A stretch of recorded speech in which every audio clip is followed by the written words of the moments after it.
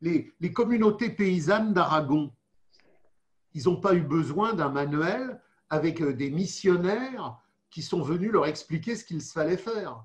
Ils ont regroupé le matériel agricole. Ils ont posé la question des terres. Qu'est-ce qu'on produit là? Comment on le produit? À partir de là, il y a combien de familles qui sont sur ces territoires-là?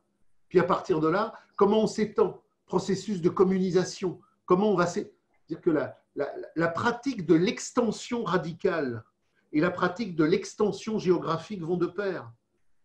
La révolution s'étend en contenu radical et elle s'étend en spatialité géographique. Et au fur et à mesure qu'elle intègre de nouveaux espaces, de nouveaux contenus, de nouvelles luttes, elle se dynamise. Il y a des structures de continuité organique, production, distribution, et tout ça se fait dans la logique d'une spontanéité intelligente parce que c'est la vie. La plus grande richesse de coordination, c'est la vie, c'est le désir, c'est la joie, c'est la lutte. Qu'est-ce qui fait que les gens sont intelligents dans la structuration de l'espace où ils vivent, dans le combat de la communisation? Et c'est que c'est leur chair, c'est que c'est leur vie, c'est leurs compagnes, c'est leurs enfants. C'est toute cette dynamisation collective qui fait qu'il y a une joie, une compréhension. On va vers l'abolition de l'argent, on va vers l'abolition de la division du travail entre ville et campagne. Pas parce qu'on répond à des normes, pas parce qu'on répond à des axiomes ou à des algorithmes, mais parce qu'on répond à la Gemeinwesen du désir, à la satisfaction de la communauté. Et le plus beau plan de vie pour l'espèce, pour reprendre la terminologie de Bordiga, c'est que le communisme, c'est notre trip d'émancipation, c'est notre trip de jouissance. Et dans toutes les expériences historiques dont nous avons parlé, Barcelone, Budapest, Kronstadt, les gens vivent ce qu'ils vivent. Et c'est ça la différence entre la Gemeinwesen émancipée et la Gemeinwesen brisée par le capital. Dans le capital, les gens ne vivent pas ce qu'ils vivent. Ils sont astreints à une destination qui n'est pas la vie. Ils vivent contraints. Ils vivent par procuration aliénatoire du fétichisme de la marchandise. Dans le processus de lutte, ils vivent leur vie. Il n'y a pas de procuration. On abolit la médiation et la représentation. Et d'ailleurs, c'est pour ça que dans cette grève-là que nous vivons aujourd'hui, il y a un danger pour le pouvoir et les centrales syndicales. C'est qu'il y a deux vies. Il y a la vie par procuration qui est cadenassée par les polices syndicales et gauchistes du capital pour enfermer les gens dans l'abolition de la retraite, pour reprendre le boulot pour une retraite de merde qui serait moins merdique que la première retraite de merde. Mais il y a en même temps la vraie vie qui refuse cette procuration, cette destination carcérale.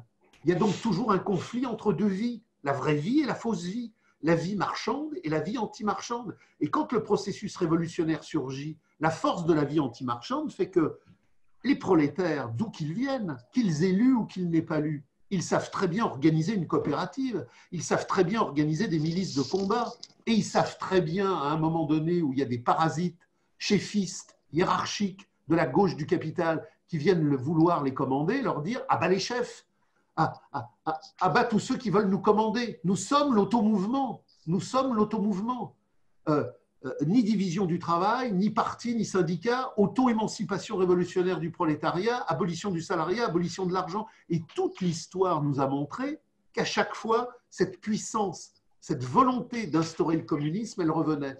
Et donc, on en revient toujours à cette question décisive.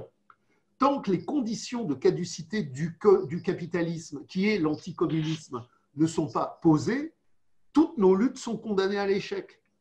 C'est à partir du moment où le capital sera condamné à l'échec par la crise historique de la valorisation que le communisme deviendra possible. Et là, on aura cette opposition radicale que Marx positionne dans les manuscrits de 1944 sur le naturalisme achevé. Le communisme est le naturalisme achevé. Je suis un homme de nature. Je suis dans ma jouissance, dans mon plaisir, dans ma production naturelle d'être de nature. Et le communisme n'est que ma relation d'universalité à cette naturalité. Et le communisme est le naturalisme achevé. Et qu'est-ce que le capitalisme? C'est l'anticommunisme, c'est donc l'antinaturalisme achevé. Et c'est au moment où la crise de l'antinaturalisme achevé va s'achever que le naturalisme achevé va pouvoir enfin surgir. Et donc c'est l'amour, c'est ce que dit Marx dans les manuscrits de 44. l'amour, c'est la communauté du sentiment, en fait. Donc, Alors, l'amour, c'est extrêmement important parce que, alors, on retombe sur les présocratiques, mais n'oublions jamais que la thèse de Marx, c'est Démocrite et Épicure. N'oublions jamais la correspondance Marx-Engels avec ces deux phares, Aristote et Héraclite. Et derrière toute cette position-là, quelque part, il y a Empédocle et Parménide avec Eros et Thanatos. Le capital est Thanatos, le communisme est Eros. Et le communisme, c'est cette relation de fraternité humaine, la philia, où on rencontre les autres humains dans une relation d'amour fraternitaire. D'une relation d'amour fraternitaire. Et dans le même temps où on rencontre tous les autres humains dans une relation d'amour fraternitaire, on a effectivement le coup de foudre d'Eros pour un être radicalement différent des autres parce qu'il nous donne notre essentialité. Marx n'a pas eu 50 génies. Marx a eu une génie.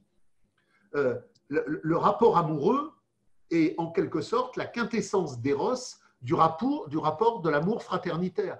C'est parce que je suis un être d'amour dans la Gemeinwesen, que je suis un être émancipé dans le communisme, que j'ai une relation fertile dans la communion des hommes.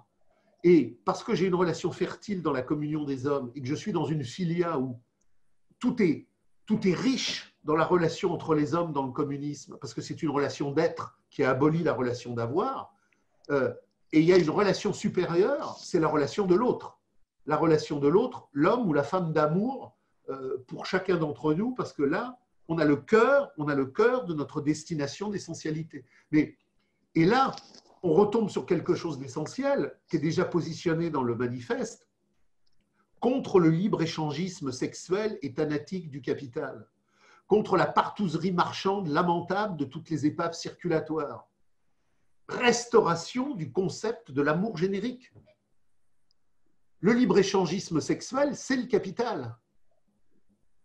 Quand Marx, dans le manifeste, dit « mais les capitalistes se foutent de la gueule du monde. Les capitalistes nous disent les communistes veulent détruire la famille. » Mais de qui se moque-t-on? C'est le capital qui a détruit la famille. C'est le capital qui prostitue les enfants. C'est le capital qui prostitue les femmes. C'est le capital qui prostitue à l'infini dans l'adultère et dans le libre-échangisme de la prostitution universelle. Seul le communisme restaurera l'amour vrai. D'ailleurs, c'est la même étymologie, prostitution et vente en grec. C'est porné et pernémi, je ne sais plus. C'est vendre, échanger, mettre, enfin, quelque part, c'est mettre sur le marché. D'ailleurs, le salariat est une prostitution universelle. Le mariage. Et le mariage. Un contrat de mariage.